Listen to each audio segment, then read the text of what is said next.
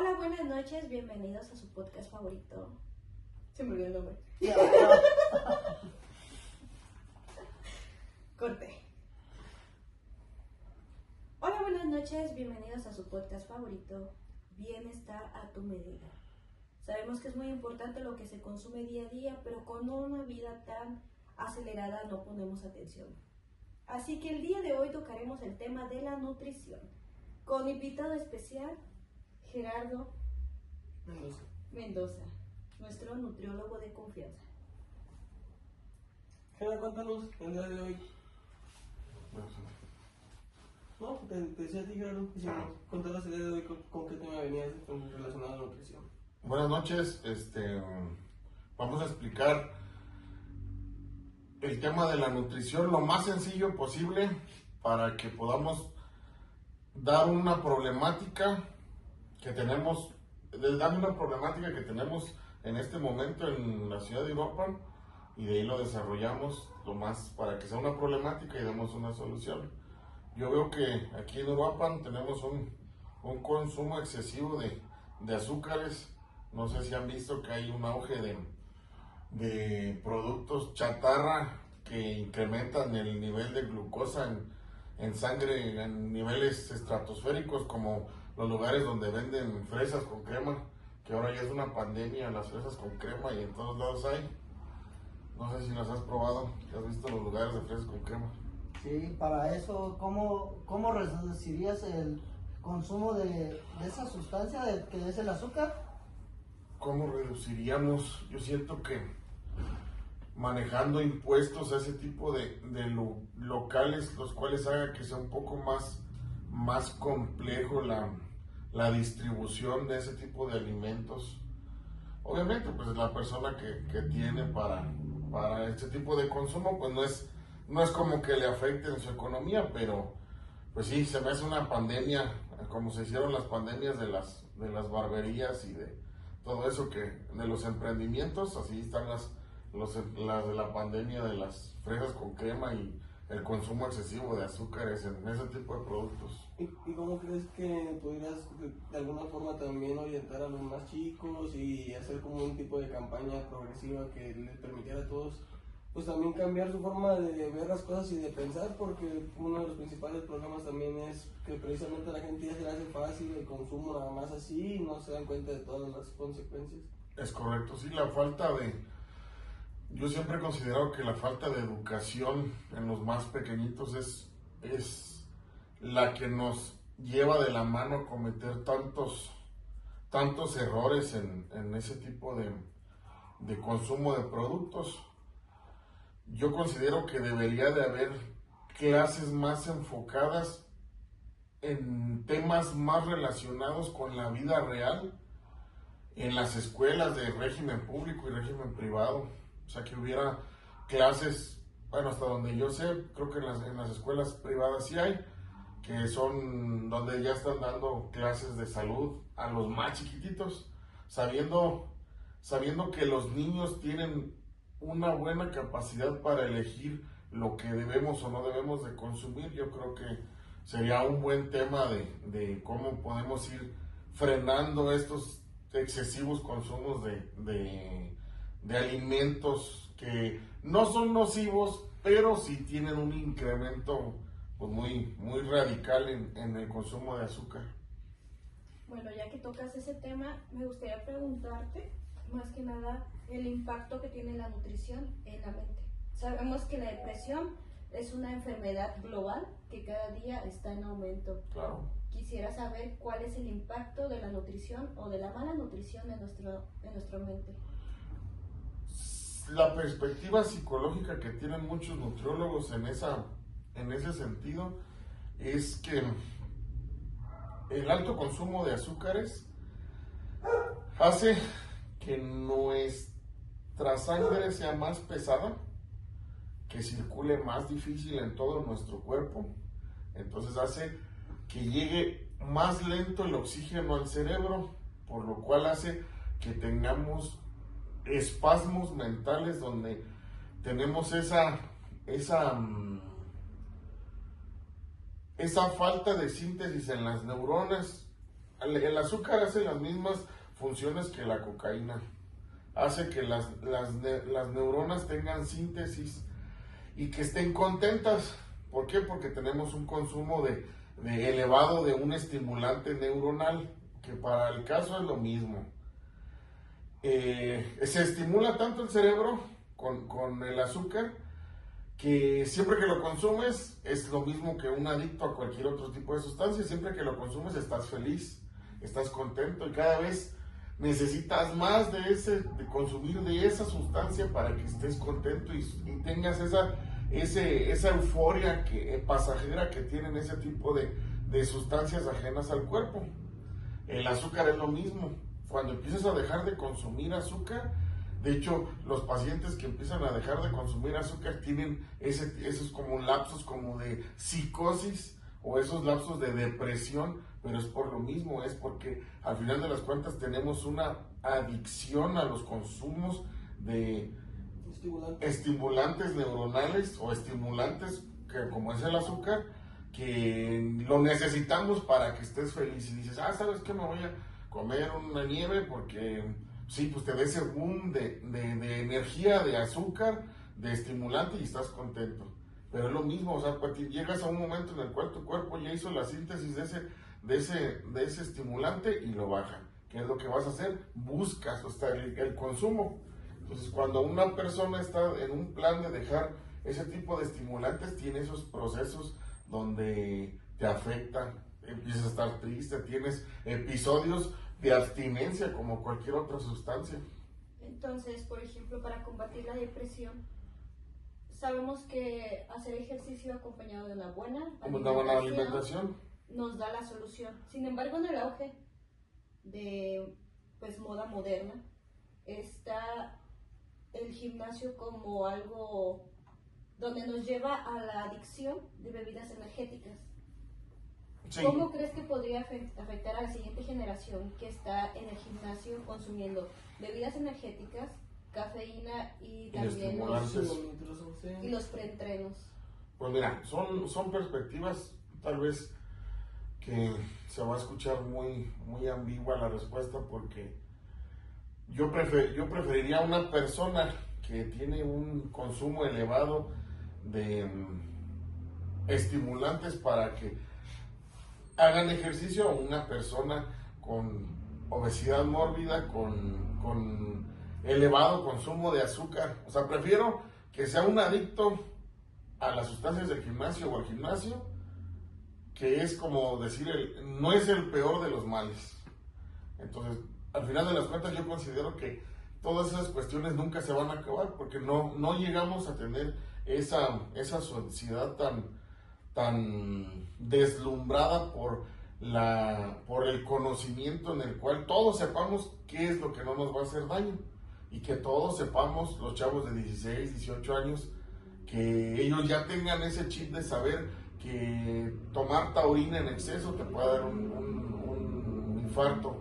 Entonces, o sea, cambiamos los malos hábitos por unos no tan malos, y hay que irlo haciendo progresivo. Bueno, ya como vimos, hemos tocado lo que viene siendo el tema psicológico y el tema físico. Quisiera también que nos enfocáramos en el económico. Sabemos que en el día a día, en las mañanas, en vez de llevar un lunch, a las mamás se les hace muy fácil meter un yogur y unas galletas. Y se critica bastante sin tener antecedentes culturales o de facilidad económica. Quisiera saber cuál es tu opinión a que las mamás tomen decisiones tan irresponsables a cuestión de su bolsillo para alimentar a sus hijos. Es que yo considero que todos esos cambios, al final de las cuentas, deben de ser desde una perspectiva de lo más chiquito, o lo más cercano al infante o al niño o a los adolescentes o a las personas en crecimiento, es la familia. Entonces yo creo que la educación en el nicho familiar debería de ser primordial. Obviamente, pues no todas las mamás tienen para mandarles a los niños todos los días un sándwich de pan integral con pechuga de pavo, y por facilidad, por practicidad y por economía. Obviamente en el país no está como para decirte que a los niños les mandamos salmón en el desayuno, ¿verdad? Pero si el gobierno federal ha estado implementando programas donde en las escuelas ya no venden productos tan nocivos para la salud. Ya, por un ejemplo, en escuelas de aquí de Europa ya están esos programas donde ya no venden jugos, ya no venden refresco, ya nada más venden agua, ya no venden galletas, por ejemplo, de galletas de paquetes o sabritas ya no venden en los colegios. De hecho, culturalmente antes a la gente se le hacía un buen desayuno meter un yogur y unas galletas. Lo que pasa es que anteriormente el esquema de una nutrición siempre ha sido como tratado en base a la relación que tenemos con la población. Si, un ejemplo, Uruapan y Michoacán y México somos productores de frutas, somos productores de lácteos, entonces empezamos a hacer esa equivalencia tal vez irracional de que el yogur es positivo, como el danonino. A los niños dicen que el danonino es positivo, si se fijan hasta en los comerciales salía que tomabas danonino y crecías, pero realmente si se fijan no han visto o han leído la tabla nutricional del danonino. El danonino es una natilla, es un queso, es un derivado de un lácteo que no hace la aportación ni del calcio que pudiéramos decir que hace un vaso de leche. Entonces más bien es como el arraigo de que la gente no... Bueno, juega también un papel muy importante la publicidad engañosa. Claro, porque totalmente. nosotros estamos asociando el danonino a un vaso de leche. Sí, pues es como las... Así venía el comercial, ¿verdad? Sí, estaba relacionado, de hecho. O sea, hacemos tristemente los medios de comunicación que se manejaban hace unos años, que era la televisión, que era el que más pegaba. Si se fijan, en la televisión salía la Coca-Cola y era el eslogan de la familia, que todos comían en familia, y la Coca-Cola era lo máximo del mundo porque hacía que todos comiéramos en familia. Sin embargo, en la Coca-Cola sabemos que ahorita la unión familiar no es tan grande, casi todos son muy independientes, pero sigue siendo una alternativa positiva tomar Coca-Cola para todo, para el desayuno, para la comida e incluso para la cena. ¿A qué se debe que las personas ya no puedan dejar de comer o ingerir alimentos sin la necesidad de abrir una Coca-Cola? Yo sigo pensando que es un tema ya cultural de adicciones culturales o sociales, que va a ser muy complicado, muy complicado que saquemos de los huesos de los mexicanos el consumo de la Coca-Cola. ¿Y algunas recomendaciones que puedas hacer para reducir el consumo de azúcares o bebidas azucaradas o endulzadas? Una de las recomendaciones es tomar agua. Esa es yo creo que la más pues la que ya está más choteada, que todo el mundo ya sabe que pues, hay que tomar agua en lugar de tomar refrescos. ¿Qué cambios sabes que hay tomando agua? O sea, que pueda yo verse reflejado en mi... En ti, Como beneficio. el peso. El paciente que te deje de tomar refresco o bebidas gaseosas, carbonatadas y endulzadas, endulcoloradas, en un mes tiene una mayor factor de pérdida de peso que un paciente que no lo hace. Se les nota, se nota en la piel, se nota en los codos, se nota en todo, en el sueño, se nota en la filtración glomerular de la orina, se nota. O sea, el paciente que toma un mes agua, que no toma otra cosa más que no sea agua, luego siente el cambio. Yo creo que ahí no hay otra más que sean los hechos. Tomar agua para que el paciente se sienta bien. Sí, sin embargo sabemos que la mayoría de las personas son muy vanidosas y muchas están viviendo en declive porque no les gusta su imagen, no tienen una autoestima. Sabía yo que el agua, aparte de reflejar una buena salud, también es un antioxidante natural.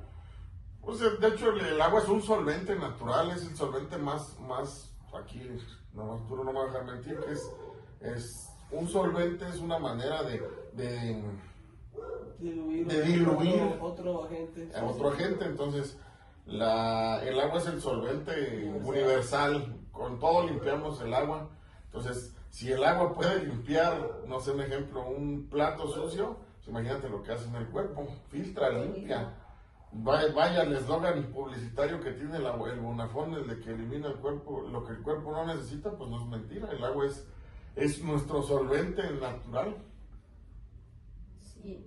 Entonces, ¿qué otras bebidas podría implementar en, no sé, una alimentación? Sabemos que no pueden vivir de pura agua, también están como en la leche. Pues mira, Nutrientes.